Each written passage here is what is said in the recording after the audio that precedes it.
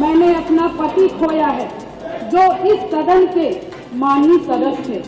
ये बात किसी से छिपी नहीं है, पूरा सदन जानता है कि उनकी हत्या कैसे हुई थी और किन लोगों ने की थी।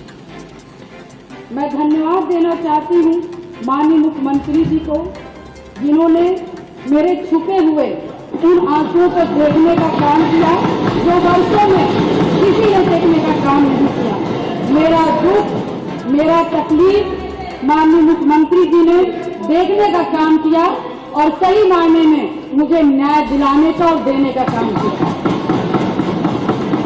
माननीय अधिष्ठाता महोदय जी, मुझ जैसे पता नहीं कितने प्रयागराज में पीड़ित परिवार को माननीय मुख्यमंत्री जी ने ऐसे अपराधियों को दंड दे करके उनको न्याय दिलाने का काम किया है। और कल शायद मेरी प्रयागराज की जनता मुझे सुनेगी तो वो लोग भी माननीय मुख्यमंत्री जी को धन्यवाद देने का काम करेंगे पुनः दोबारा। और माननीय अध्यक्ष जी, मेरे जैसे पता नहीं कितने महिलाओं की सिंदूर को मिटाया गया, पता नहीं कितने माताओं की गोदी सूनी कर दी गई। मैं धन्यवाद देना चाहती हूँ ऐसे मुख्यमंत्री जी का, जिन्होंने जीरो टॉलरेंस ला करके, पॉलिसी को ला करके, अपना करके अपराध और माफिया अतीक अहमद जैसे अपराधियों को मट्टी में मिलाने का काम आज प्रयागराज अधिष्ठाता महोदय जी, आज प्रयागराज ही नहीं अपितु पूरा उत्तर प्रदेश की जनता आज माननीय मुख्यमंत्री जी के तरफ विश्वास की नजर से देखता है कि कोई भी प्रदेश का कोई भी माफिया या भू माफिया हमारे भाई की तरफ, हमारी महिलाओं की तरफ, हमारी बहनों की तरफ बुरी नजर से उठा के देखने का काम करेगा तो उस हर अपराधी को मिट्टी में मिलाने का काम किया जाए। और माननीय अधिष्ठाता महोदय जी, मैं ये कहना चाहूंगी कि कोई जिसकी सबसे बड़ी बात, क्योंकि जो करके दिखा दे उसी पर विश्वास किया जाता है। मैं भी 3 बार इस सदन की विधायक रही हूँ, बहुत छोटी उम्र से रही हूँ। सबके विश्वास और सबकी आस से मैं यहाँ पर आई हूँ।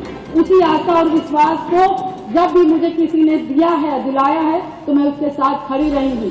मैं कहना चाहूंगी कि इसकी सबसे बड़ी नजीर प्रयागराज में आपने हत्याकांड में देखा होगा, जिस तरह से जिसमें मेरे पति की हत्या हुई थी और जिस घटना को पूरा प्रदेश जानता है।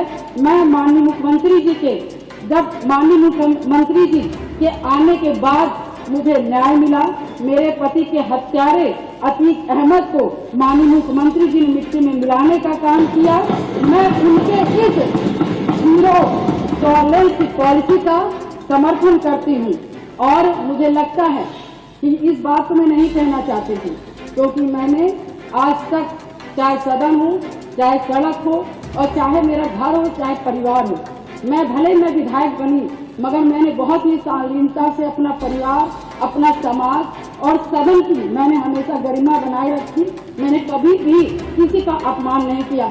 मगर मैं विधायक से पहले मैं 9 दिन की ब्याहता थी। मेरी माँ को 9 दिन की शादी हुई थी और मैं उस ससुराल में मैं विधायक बनने नहीं गई थी। मैं सिर्फ उस घर का रोटी बनाने के लिए गई थी, अपना परिवार बसाने गई थी। मैं विधायक नहीं बनने गई थी। मगर जब मेरे साथ घटना हुआ तो मैंने न्याय के लिए अपना आवाज़ खोला, अपने अधिकारों को मांगने का काम किया और जो कि मुझे जिस तरह से मुझे सही लगा, मैंने कभी जनता को अपना परिवार समझा, कभी आप सभी माननीय सदस्य को अपना भाई बंधु समझा और आप ही लोग से, सभी लोग से मुझे ताकत मिली। और मुझे लगता है कि प्रयागराज में जो कोई नहीं सोचता था, मैं मिसाल हूँ उन सभी लोगों का, जो कि मैं बहुत गरीब परिवार से, दोनों ससुराल और मैं से दोनों परिवार से, बहुत गरीब परिवार से आती हूँ। न मेरे पास पैसा था, न गाड़ी था, न व्यवस्थाएं थी, न घर में कोई एक आदमी था।